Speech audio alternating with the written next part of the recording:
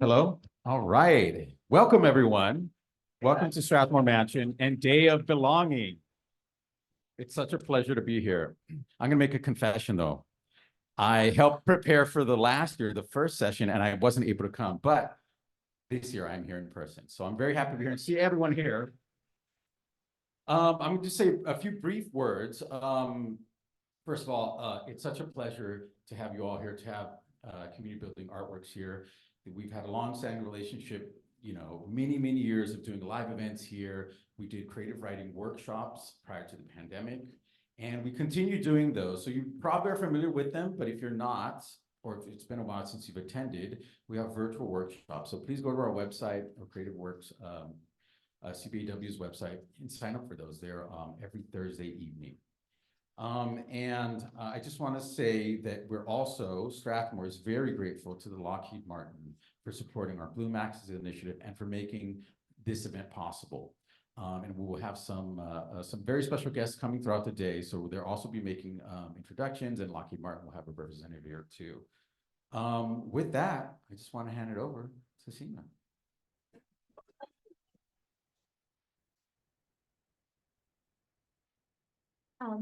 Welcome, everyone. Please stand for the national anthem if you're able.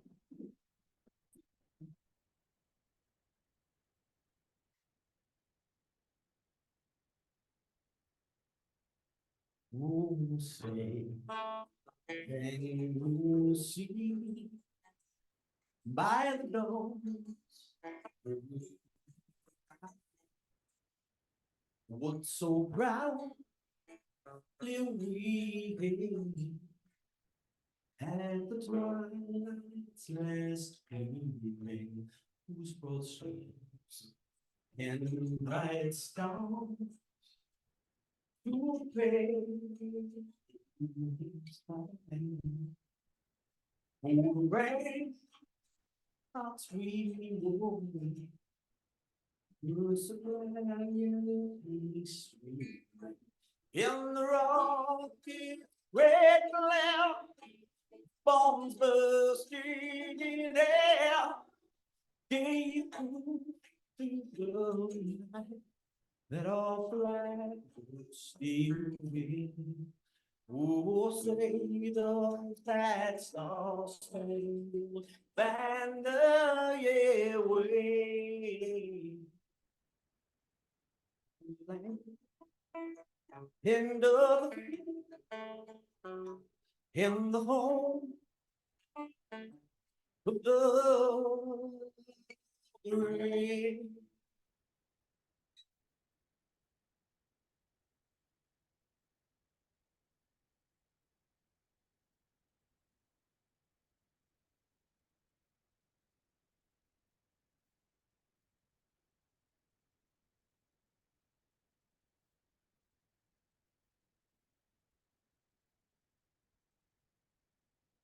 Make yourselves comfortable.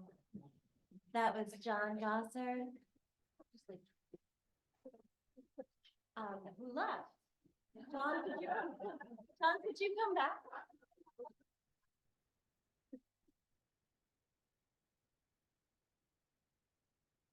Oh, John's behind you now. It's all getting very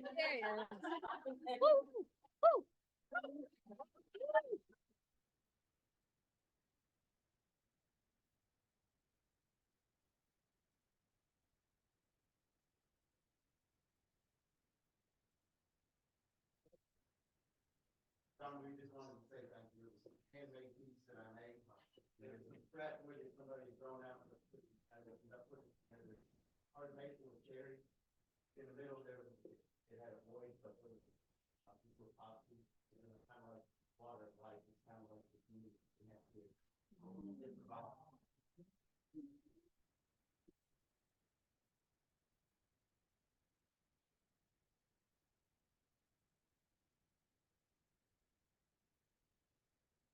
Thank you for your patience as we got started this morning. Please give it up for Harrison, who's our ASL interpreter.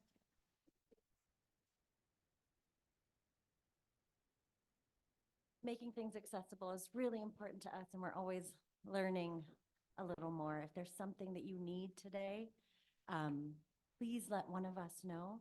And by one of us, I literally mean anyone else here. Because feels like we all put this together.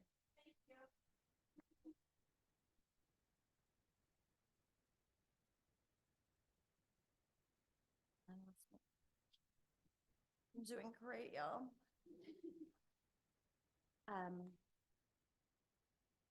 gonna try to be brief because we are a little behind. But welcome to the second annual Day of Belonging.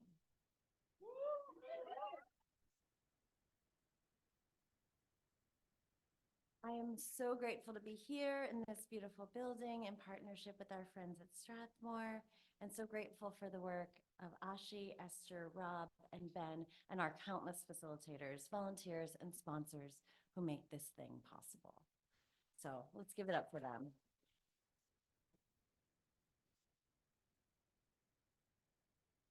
If you've ever heard me say anything, you've heard me say that I came to this work at a time, through a personal, difficult time. It was a time in my life when everything was in the blender, and I got this job at Walter Reed Army Medical Center. And though the people who were there had very, very different experiences of grief than the one that I was having, we discovered together the power of seeing your reflection in someone who's different from you. Most of the people here in this room also came to CBAW through the upending experience of grief, right? Many of us found this space also that way. Personal, political, pandemic. We came here when we found the contours of our worlds changed. And when we came here, we experienced ourselves from new angles and surprised ourselves by witnessing the great range of our feelings. I'm not sure if it's a byproduct of surviving difficult things or if it's just the nature of artists, but the people in this room feel the world particularly deeply. I spent a lot of time when preparing my remarks over the past few days, trying to figure out how to address a room full of people who both remain tender to grief, allow themselves to remain tender to grief, and also manage to stay dilated with wonder.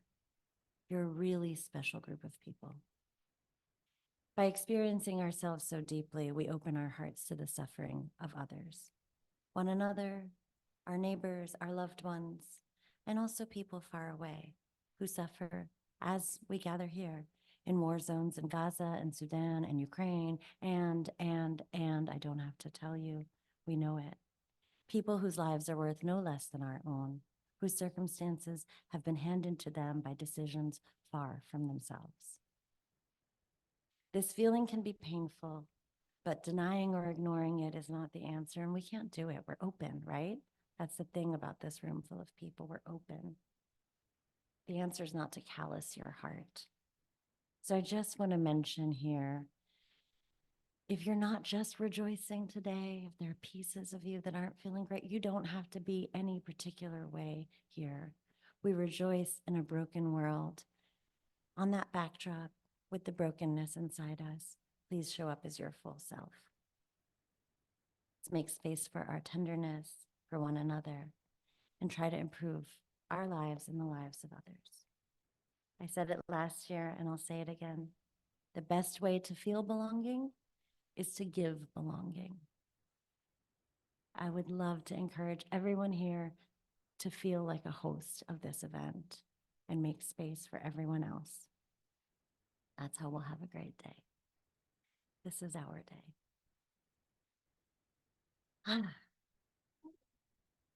I did it. All right.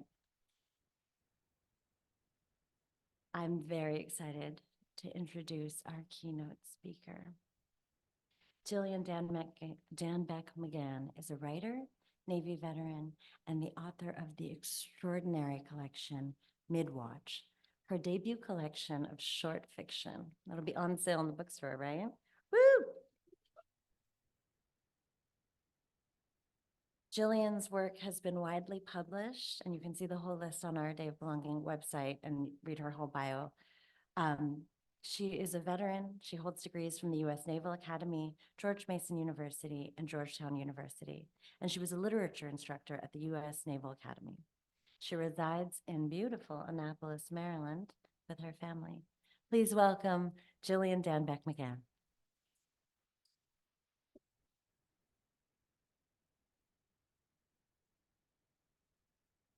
Good morning, everyone. Thank you so much for this warm welcome and for the honor of being able to speak here today. CBAW has truly made an impact on my life, as I know it has for all of you. And I am so grateful to be here and already feel as if I'm standing amongst friends. When I was 16, a psychic told me I would find myself in Hollywood. Naturally, I thought this meant I would be a big movie star. So you can imagine my surprise when 14 years later, I found myself in Hollywood, Maryland. For the uninitiated, Hollywood, Maryland is in a part of state known as Patuxent River, or Pax River, as it's colloquially known, a peninsula bounded by the Potomac River to the west and the eponymous Patuxent River to the east. I'd recently gotten married, separated from the military, and joined my husband, who was still in the Navy and was being stationed in Pax River. And while I looked forward to this new stage, the new chapter of my life, moving to Pax River felt a little like stepping through the looking glass. You see, Pax River is the type of place which exists in proximity to many things while being close to not a lot. It was only 2 hours away from Washington, D.C. and Baltimore, yet this slight shift in geography often represented a substantial change in attitude and atmosphere. In fact, Pax River seemed to exist outside time and logic altogether. It was as common to spot a horse and buggy tied to a hitching post outside the local grocery store as it was to see the latest drone technology flying overhead, launched from the Naval Air Systems test facility, often at the same time.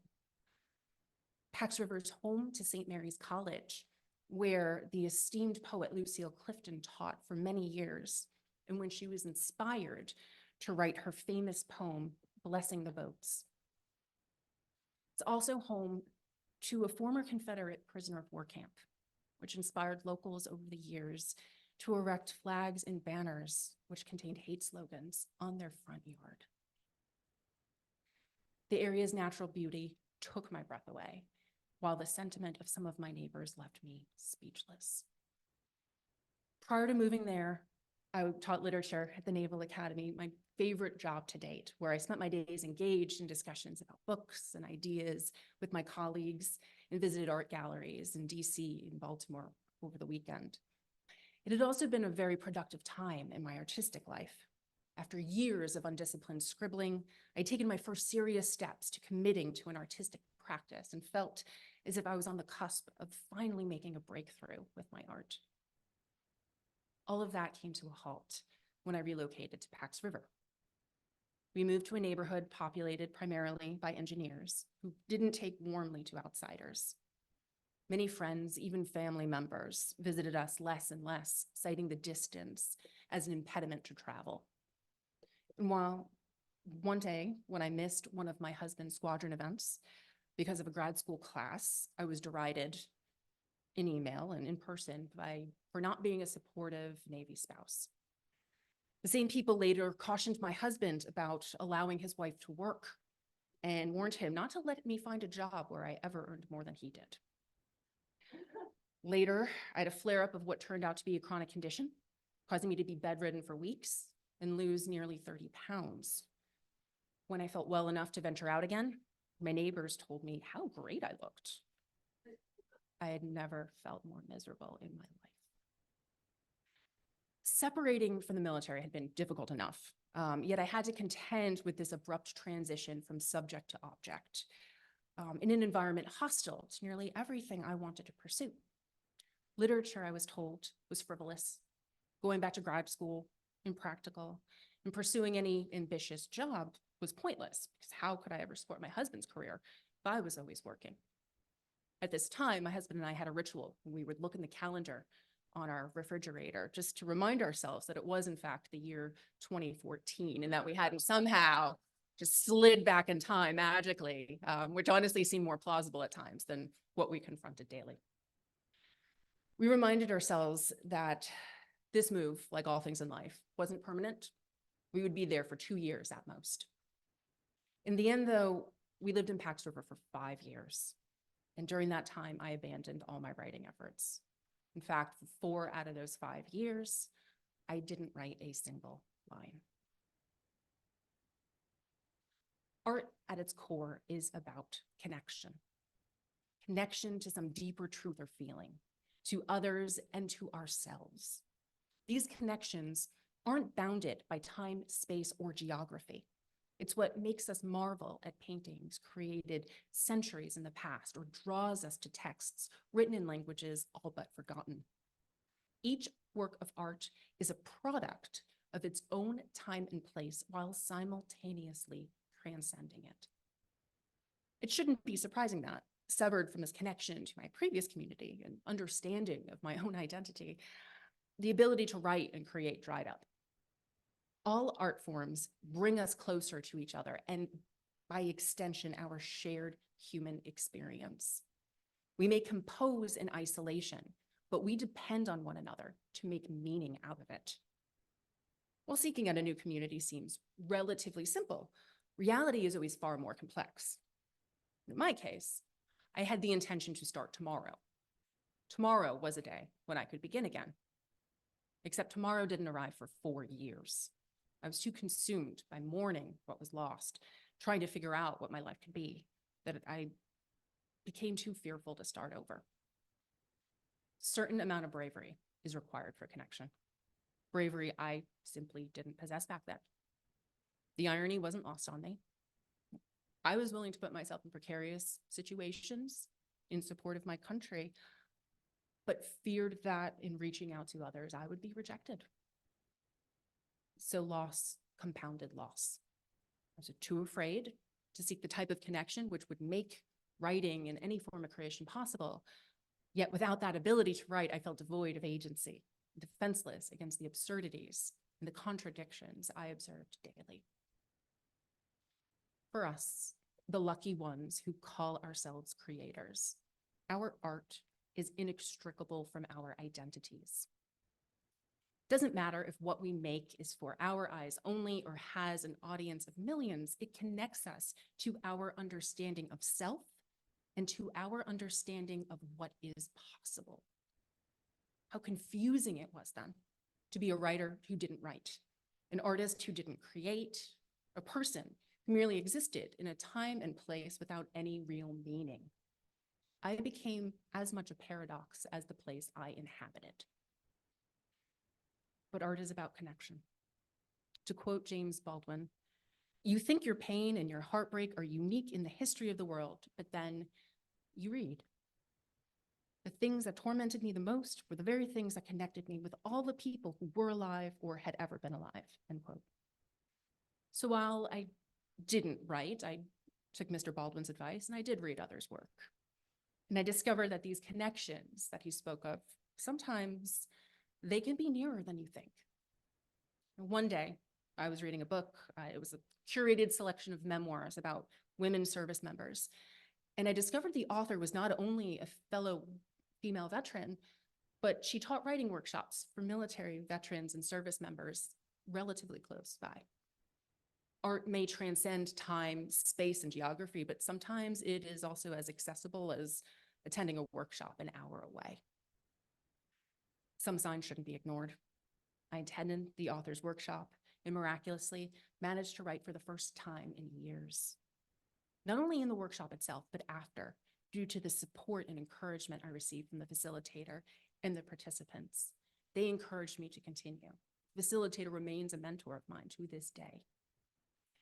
This experience led me to seek out other workshops, other writing groups, other opportunities to connect with people through a shared love of art. It's how I found CBAW. It helped me write, revise, and ultimately publish my first book. And it encouraged me to mentor other aspiring writers, two of whom will be publishing their first books next year.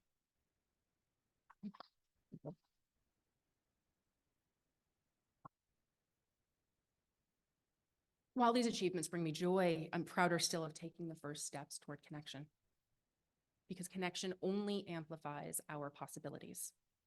More importantly, it helps us make sense of the absurdities and difficulties surrounding us. Eventually, I left Pax River, but by that time it hardly mattered. I didn't resolve the Patuxent paradox. No one can. Yeah. Instead, by connecting with others, I learned to live within it. Writing restored my agency over it.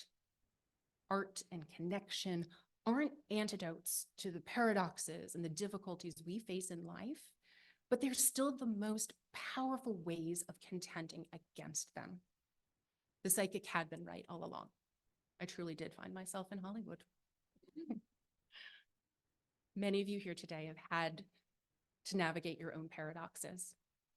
You've had the experience of trying to create a life despite life's absurdities, of feeling trapped between who you are and who the world wants you to be.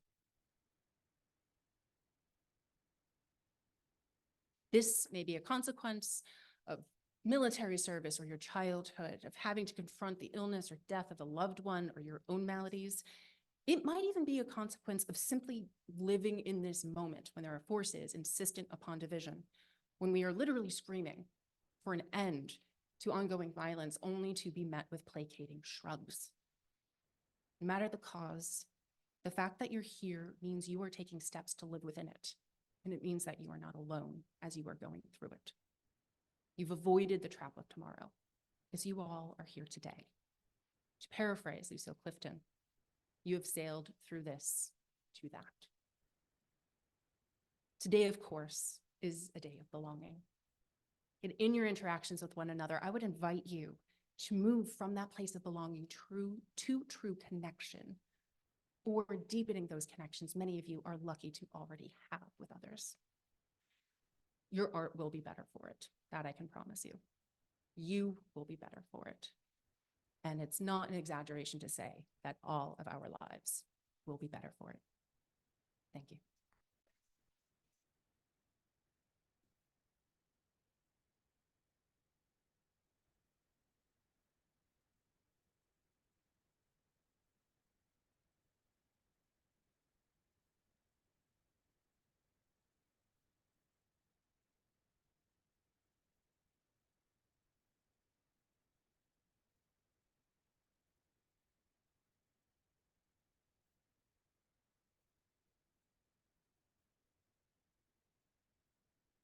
Thank you so much, Jillian. And that was Alexis Larrier, the program manager for our More Than One Story program for women and non-binary veterans.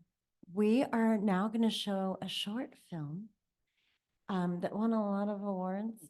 It's the film is called We Carry On, and it features it features many people, but two of them are here today.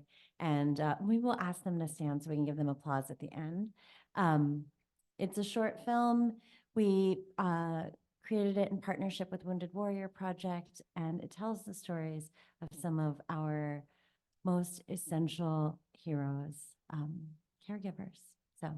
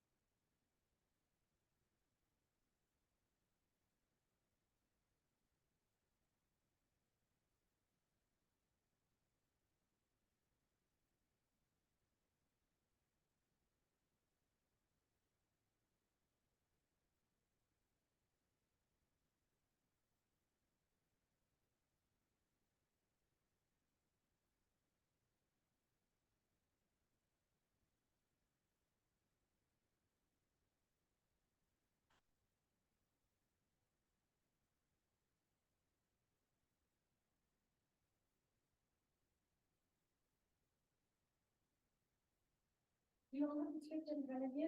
Oh, did that start?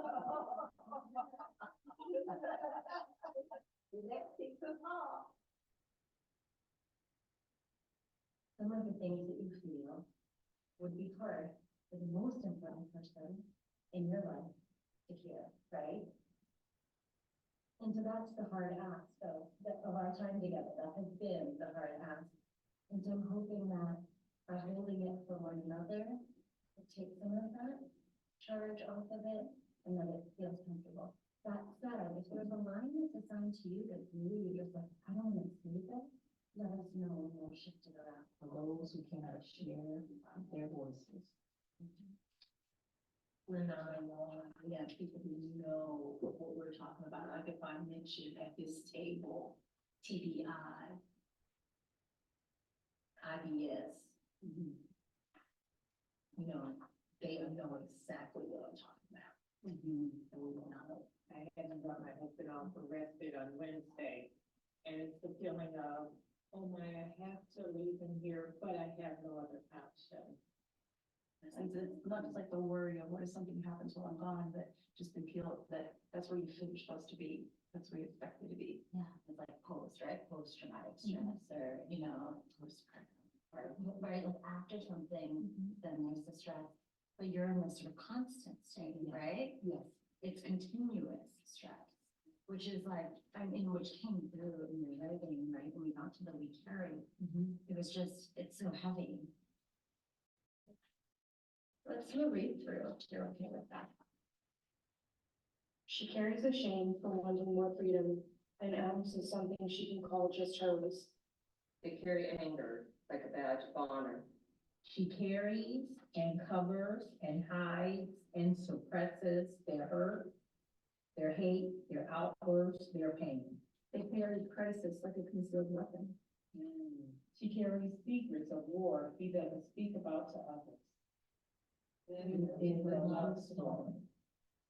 Anyone have a line you don't want to say? I'm struggling with that depression on all sides, so especially because my husband's,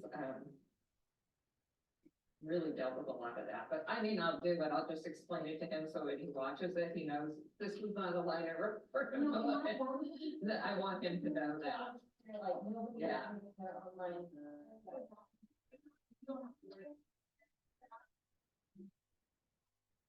I feel like. We're gonna line up right here.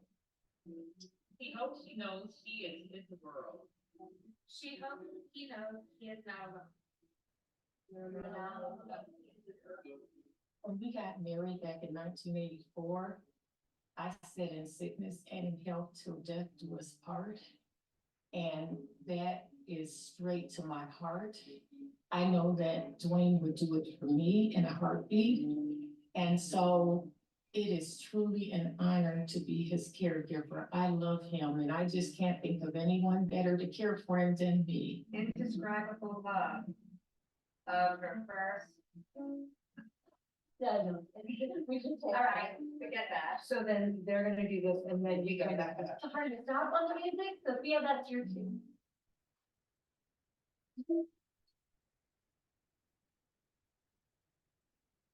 You could be together in a place, anywhere, say a store, and you could see this couple that looks amazing and happy and carefree, but you don't know what's going on behind the closed doors. Being a caregiver is not easy. We have a lot of trials, but we are resilient and we are strong. Once upon a time, there was a boy who laughed a lot.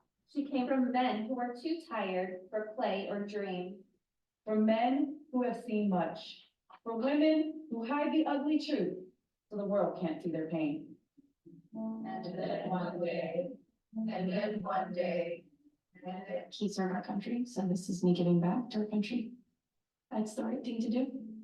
And aligns with who I am and who I want to be. She knows more than she wants to. Remembers things she had hoped she'd forget. Her first love left on the battlefield. His shells still seated before her. She carries the weight of her son's injury every step she takes. He carries the weight of his family. he has brain damage, and it's just the neurons that's connected, that's holding, making him be the person he is. If it wasn't for that, he would probably be in a wheelchair and a vegetable. So, but I'm looking at it. Good. It's all good.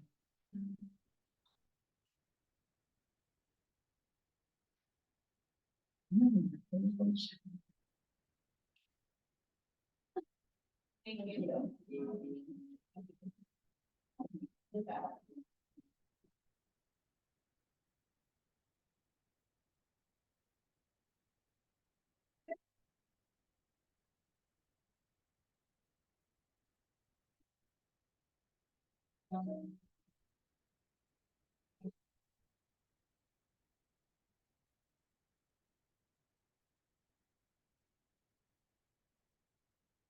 Once upon a time, there was a little girl who didn't fit in.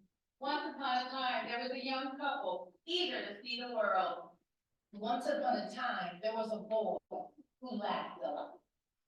She came from strong-willed men, from men who were too tired for play or dream. They came from warriors, from people with the will to survive. Every day, pride in the work they served. Every day they hid their fears, anxiety, and worry. She believed that everyone was good, that the VA would take care of them one day. People don't realize what we go through all the time and how much work it is to take care of these guys. It's taught me so much resilience that I didn't even know that I had. Every morning, she checks her phone for another emergency she might have missed overnight. That sinking feeling that never seems to go away. She knows more than she wants to. She carries shame for wanting more freedom, an ounce of something she can call just hers. A moment where her mind does not have to worry. She carries forgiveness as she seeks to understand. She carries the indescribable loss of her first son, left on the battlefield, his child still seated before her. They carry the Lord with them. He carries his heart on his sleeve. She carries his wounds, his pain, his sorrow. She carries her heart on her sleeve. He carries burden for the eye not see. He carries secrets of war he doesn't speak about to others.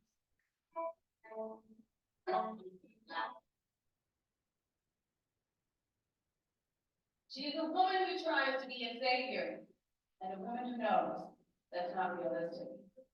He hopes she knows she is his world. She hopes he knows he is not alone.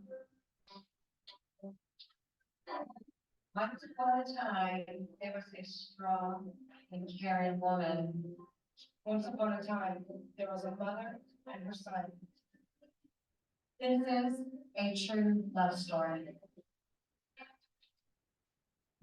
It is a true love story.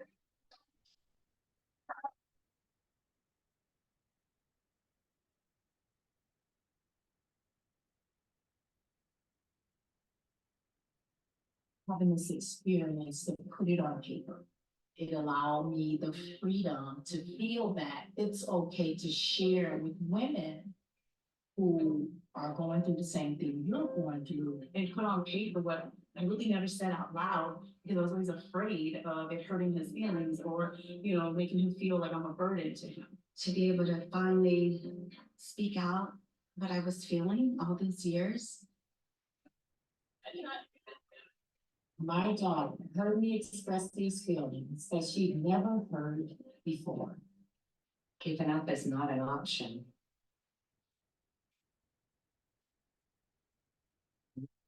There for the duration, regardless.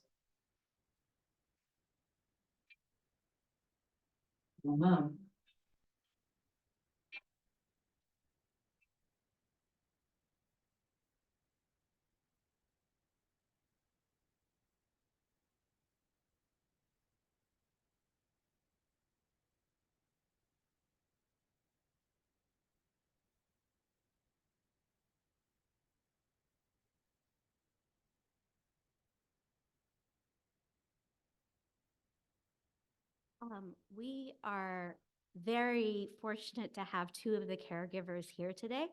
So if I could have Ida Carson and Jeanette Azal stand, let's give them a round of applause.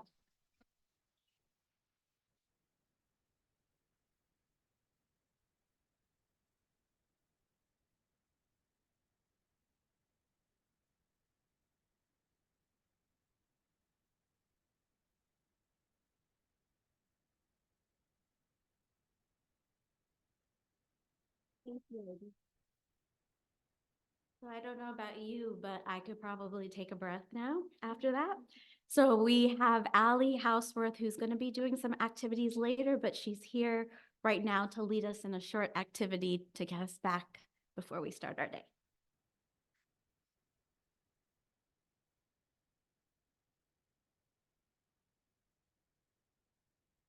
I was briefed on the fact that I would have emotions after that video, and then I would have to speak in public. I was not briefed on the emotions I would have after listening to Jillian and Seema. So there's lots of feelings happening for me right now, and there may be feelings happening for you too.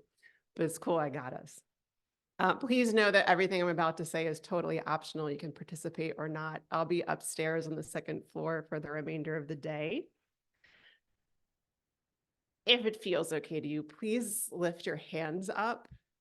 And mine are already shaking. They don't have to be up, but like if you're cool, I mean, we're like, rock on. There's no right or wrong. Like I was like, this is rad. Let's do that. Mine are going to be here. And just give them a little bit of a shake, right? And if you need to like shake something else, go ahead and do that too.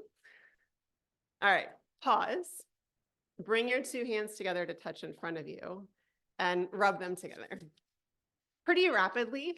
And as you do this, notice if any sensation between the hands changes.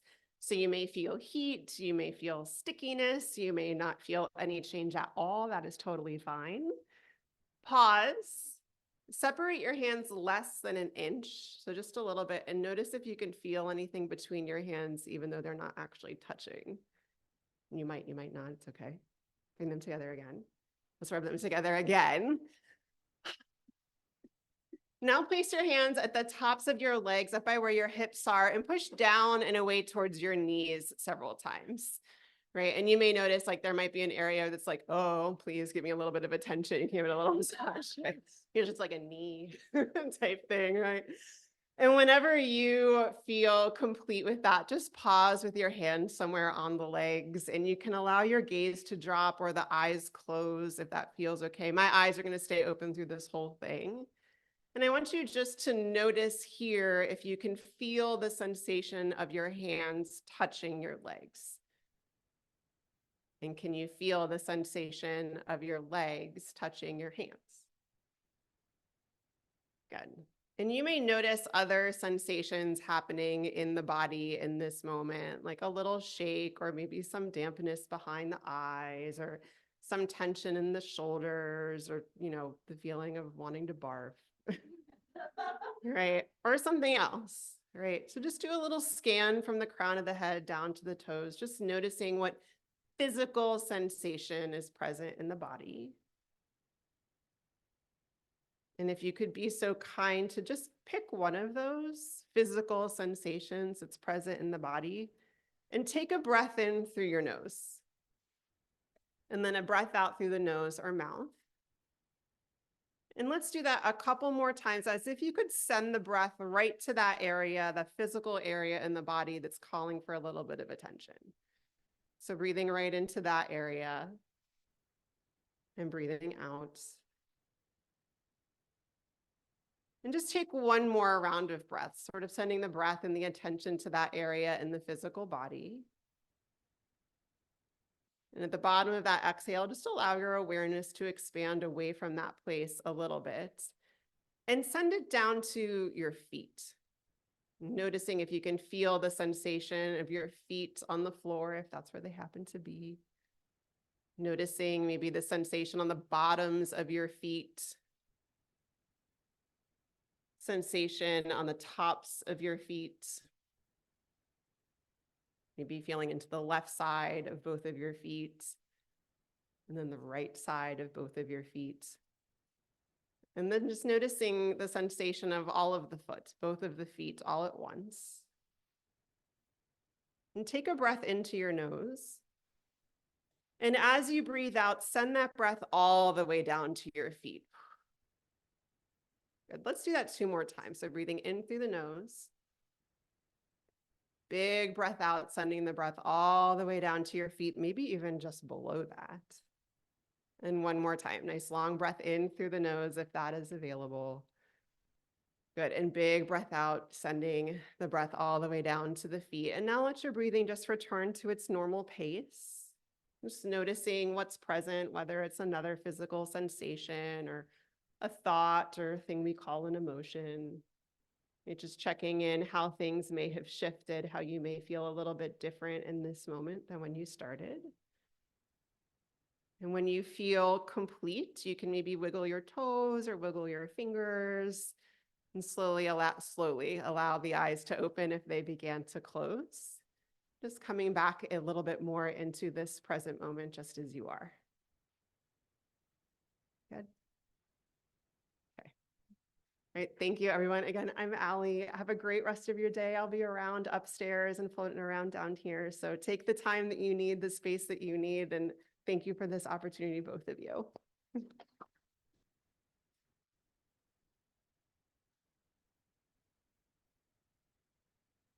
I feel so much better, so I hope you guys do too. I want to thank our friends who are joining us from the virtual world. Our streaming will end soon, and then just check social media to see when our next performance is. It's 2:45 or a little bit after that. So thank you for joining us online, folks. For our people here, thank you for being here. And if you enjoyed Allie's activity today, she has a whole day's worth of activities. So in the morning, she's upstairs on the 2nd floor.